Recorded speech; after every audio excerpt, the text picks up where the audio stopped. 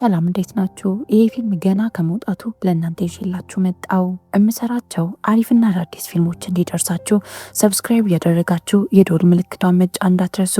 የምሰራቸው ፊልሞች ሌሎች ሰዎች ጋር እንዲደርስ የላይክ ምልክቷን እየተጫናችሁ የዛሬውን ፊልም ጀምሩት። ወደ ፊልሙ ታሪክ ስንሄድ እዚህ ፊልም ክፍል 1 ላይ ኖዋ ከእንጀራ ወንድሟ ጋር ፍቅር እንደጀመረች ነግሬያችሁ ነበር። ከዛ በኋላም እንደተፈጠረ በዚህ ክፍል 2 እናያለን። ኖዋና ኒክ ቤተሰቦቻቸውን እንደውም ረስተው ሁለቱ ብቻቸውን አለማቸውን እየቀጩ ነው። በስተመጨረሻም ኖዋ ወደ ቤት ስትመጣ ቤት ውስጥ ማንም የለም። ቤቱ በጣም ጭር ብሏል። ኖዋን ሰርፕራይዝ ለማድረግ ከቤቱ ጀርባ አንድ ትልቅ ፕሮግራም አዘጋጅተው እየጠበቋት ነበር። ኖዋ ልደቷ ብቻ አይደለም፣ አንድ ትልቅ ዩኒቨርሲቲ ገብታ እዛ መግባቷን አስመልክቶ የተዘጋጀ ፕሮግራም ነው። ምንም አስመልክቶ ኖዋ ጥሩ ጊዜ ከቤተሰቦቿና ከጓደኞቿ ጋር እያሳለፈች ነበር። እዛ ላይ ደግሞ የእንጀራ አባቷ በጣም የምትወደውን ስጦታ ይሰጣታል፣ የምታምር በጣም ውድ መኪና። ሌላ በኩል ኒክ ላይን ከተባለ ጓደኛው ጋር ለብቻው ቁጭ ብለው እያወሩ ነበር።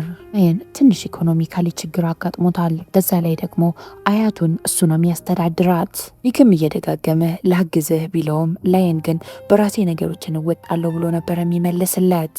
ምላሹ ግን እኔም በገንዘብ ማገዝ የምትፈልግ ከሆነ አንድ ማዘጋጀው የመኪና ውድድር አለ፣ እዛ ላይ ተወዳደርልኝ ብሎ ይጠይቀዋል።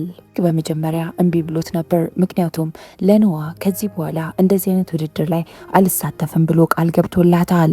ነገር ግን ጓደኛው ለመጨከን አልቻለም። ጓደኛው ሲለምነው እሺ ብሎ ሀሳቡን ይቀይራል። ኖዋና ኒክ ከቤተሰብ ተደብቀው አንድ ላይም ካደሩ በኋላ ኖዋ በጠዋት ካልጋው ይነሳል። እዛም የእሱን ስጦታ ደግሞ ይሰጣታል። በጣም የሚያምር የአንገት ሀብል ነው።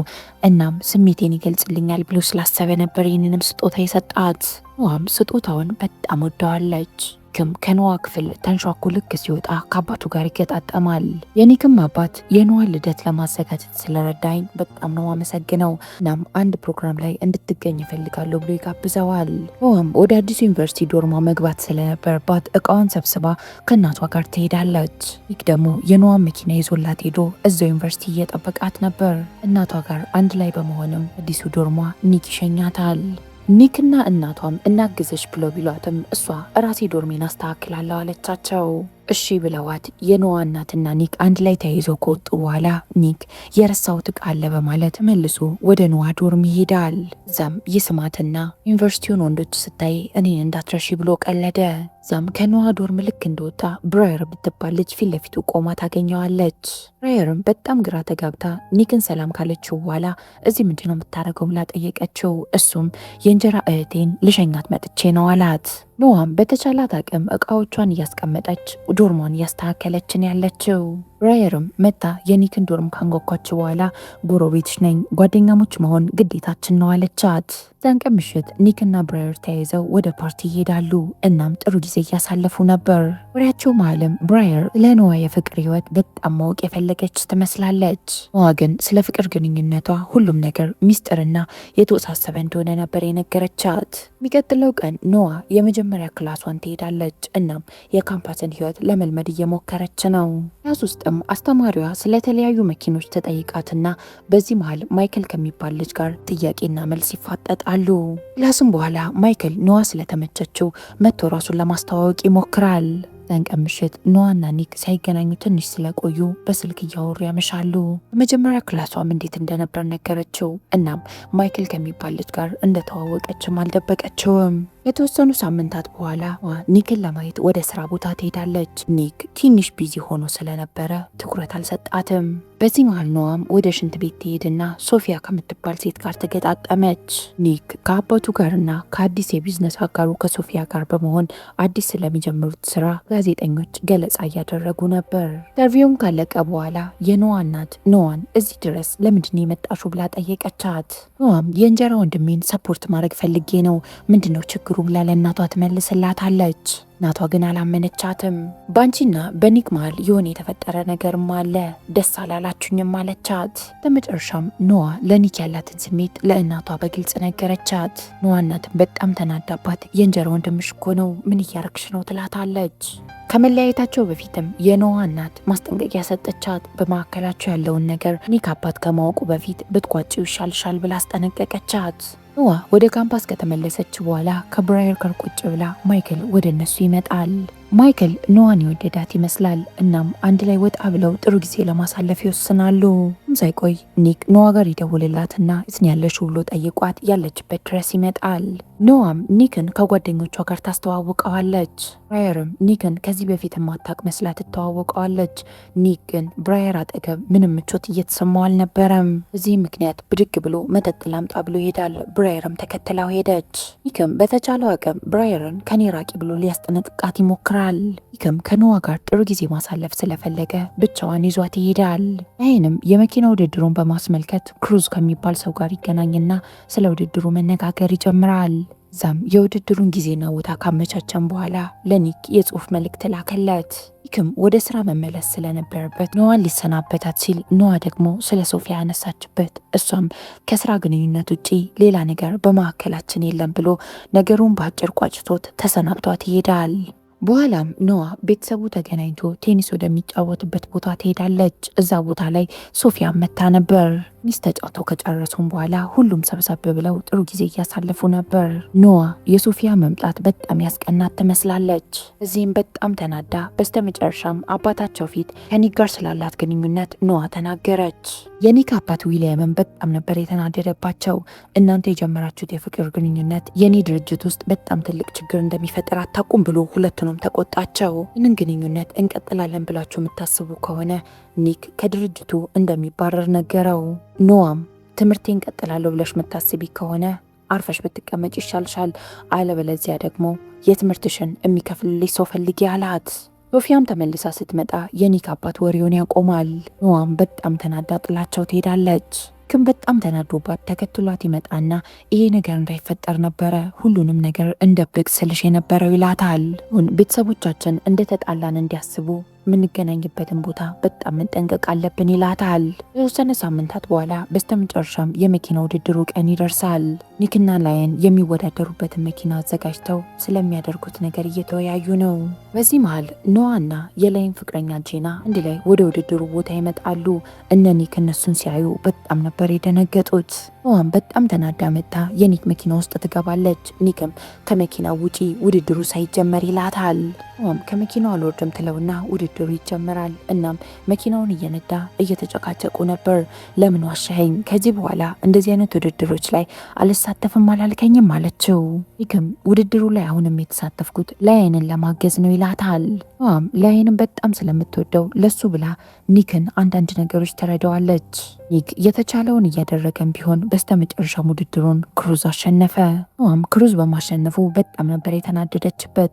እናም ቀጥታ ትሄድና ፌር በሆነ መንገድ አይደለም ውድድሩን ያሸነፍከው፣ ከኔ ጋር ድጋሚ እንወዳደር አለችው።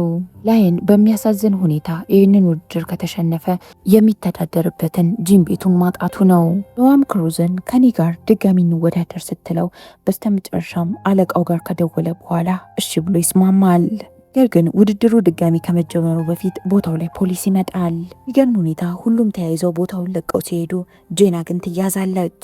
አንድ ላይ ሄደውም ጄናን ካስፈታት በኋላ እየደጋገመ ይቅርታ ቢጠይቃትም ይቅርታ ልታረግለት ግን አልቻለችም። ጄናም ላየንን የተወሰነ ጊዜ ፈልጋለው ጊዜ ስጠኝ አለችው። አሁን የላይን የጂም ጉዳይ በጣም አሳሳቢ ነገር ውስጥ ነው ያለው። ኒክም ምንም አታስብ እኔ የሆነ መፍትሄ ይፈልጋለሁ ብሎ ላይንን ለማጽናናት ይሞክራል። ኖዋም ከክላስ ወጥታ ወደ ዶርም ስትሄድ ኒክ የሰጣትን አበባ ጠረጴዛዋ ላይ ቁጭ ብሎ ተመለከተችው። እዛም ከማይክል ጋር አንድ ላይ ቁጭ ብለው ቪዲዮ ጌም መጫወት ይጀምራሉ። ኒክም ሲደውልላት ኖዋም ከጓደኞቼ ጋር ጥሩ ጊዜ እያሳለፍኩ ነው ነበር ያለችው። ኒክም አጠገቧ የወንድ ድምፅ ሰምቶ ስለነበረ ጭንቅላቱ ወዲያው ነበር ሌላ ነገር ማሰብ የጀመረው። ኒክም ትንሽ የስራ ጉዳይ ስላለችብን ከሶፊያ ጋር አንድ ላይ ወደ ሌላ ሀገር እንሄዳለን ብሎ ነገራት። ኖዋም ልክ ኒክን ልታወራው ስትል አባቱ ሲመጣበት ስልኩን ጆሮዋ ላይ ይዘጋዋል። እናም አባቱም ይመጣና ከኖዋ ጋር ያለውን ነገር ቋጨህ ብሎ ጠየቀው። ኒክም ከዚህ በላይ ችግር ውስጥ መግባት ስላልፈለገ አዎ ቋጭቻለሁ ብሎ ነበር የመለሰለት። የሚቀጥለው ቀንም ኒክና ሶፊያ ተያይዘው ወደ ስራ ጉዟቸው ይሄዳሉ። ኢንቨስተሮቹ ጋርም ቁጭ ብለው ከማውራታቸው በፊት ትንሽ ጎልፍ ተጫወቱ። ምሽት ላይም አንድ ሁለት እያሉ ከኢንቨስተሮቹ ጋር መወያየት ይጀምራሉ። በስተመጨረሻም ከኢንቨስተሮቹ ጋር ተስማምተው ስራው ላይ ኢንቨስት እንደሚያደርጉ ይነግሯቸዋል። ኖዋና ጄና ከሌሎች ጓደኞቻቸው ጋር አንድ ላይ በመሆን ወጣ ብለው ፈታ እያሉ ነበረ። እናም ኖዋ ስለሚቀጥለው ስለ መኪና ውድድር እያወራች ነው። እዚህ መሃል ብራየር ስለ ኒክ ተነሳባትና ኖዋን ትወጇለሽ ብላ ጠየቀቻት።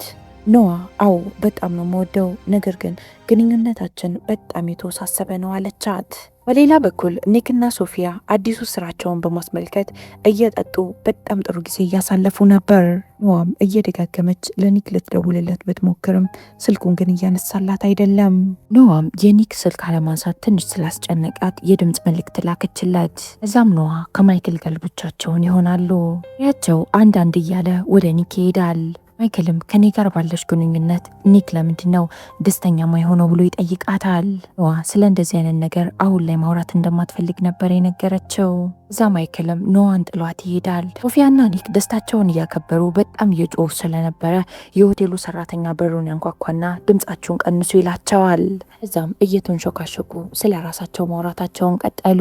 ኒክም በጣም ብዙ አልኮል ጠጥቶ ስለነበረ የባሰ ነገር ሳይፈጠር ብሎ የሶፊያን ክፍል ለቆት ወጣ። የሚቀጥለው ቀን ጠዋት ነበረ ኒክ ኖዋ የላከችለትን የድምፅ መልእክት የሰማው።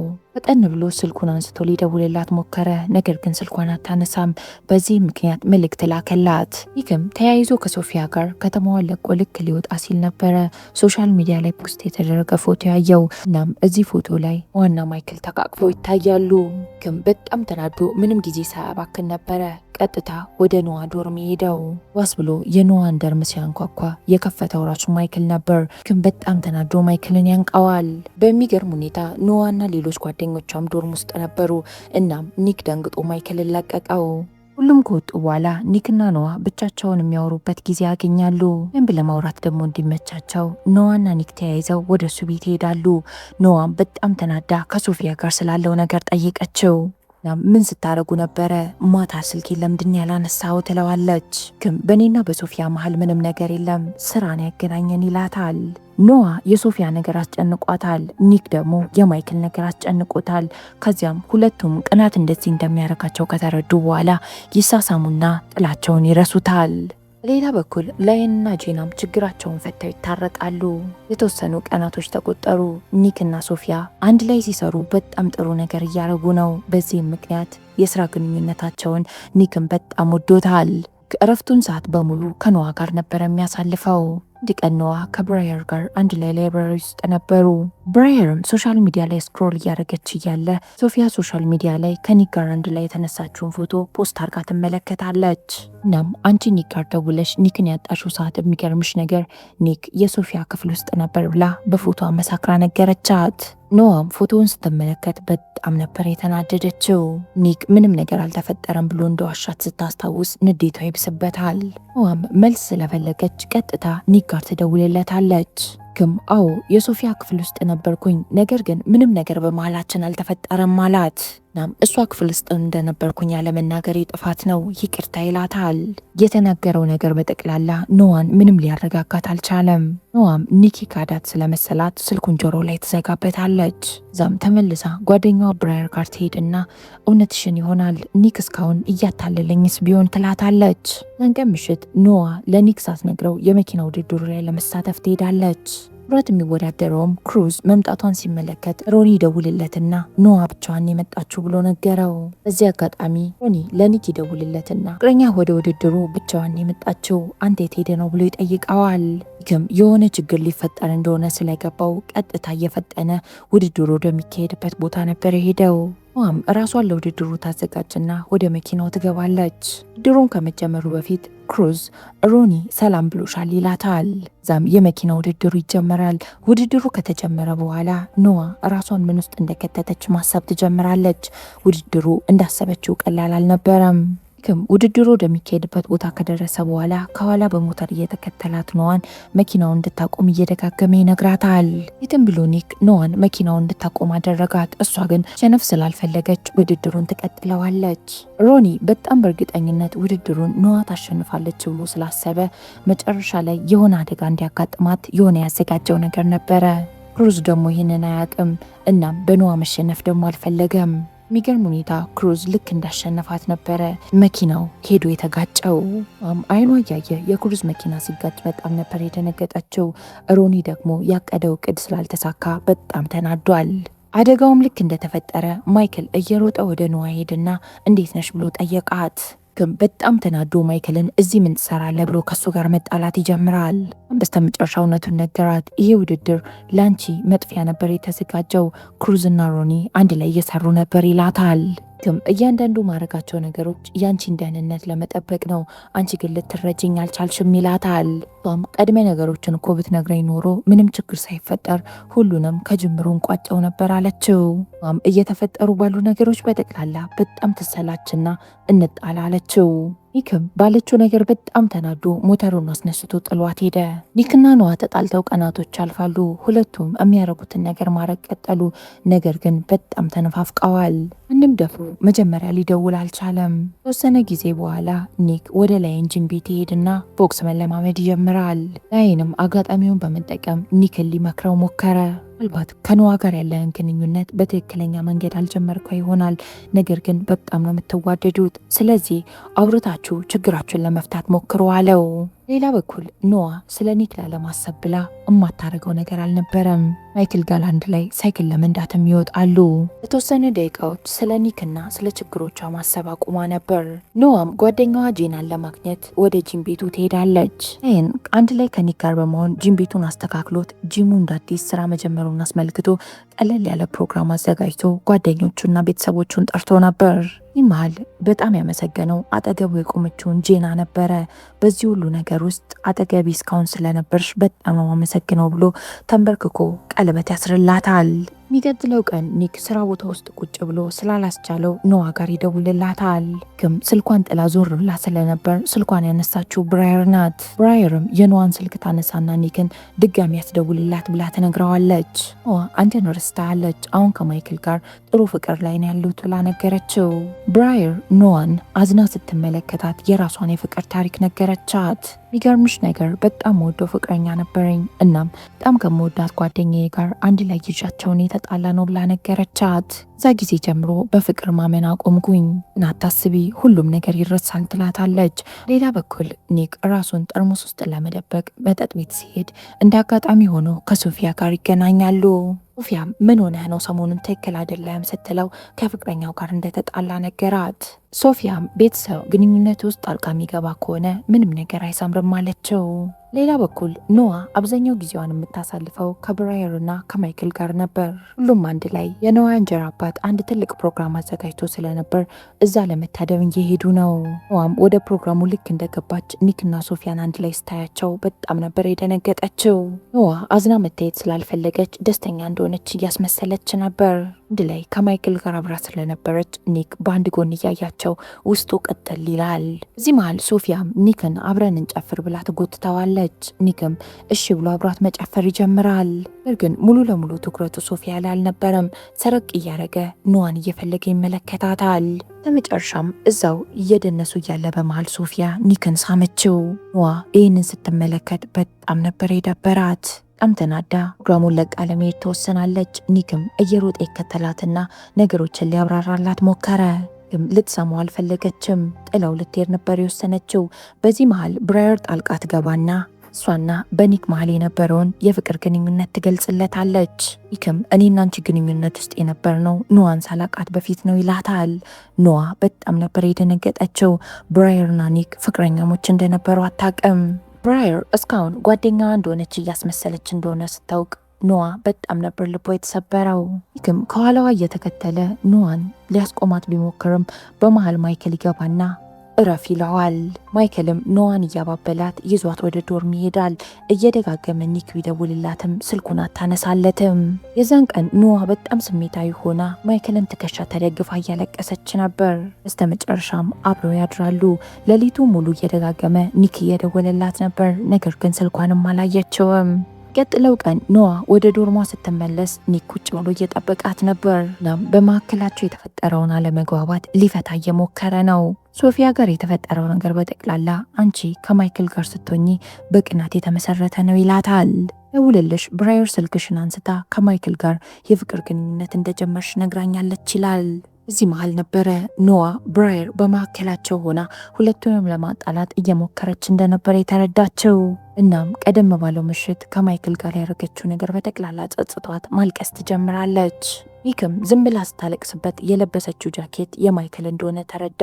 እናም አብረው እንዳደሩ መጠርጠር ጀመረ። ኒክ ከዚህ በላይ ምንም ነገር መናገር ስላልፈለገ ተነስቶ ጥሏት ይሄዳል። በዚህ ምክንያት ኒክ ቀጥታ የሄደው ወደ ማይክል ነበረ።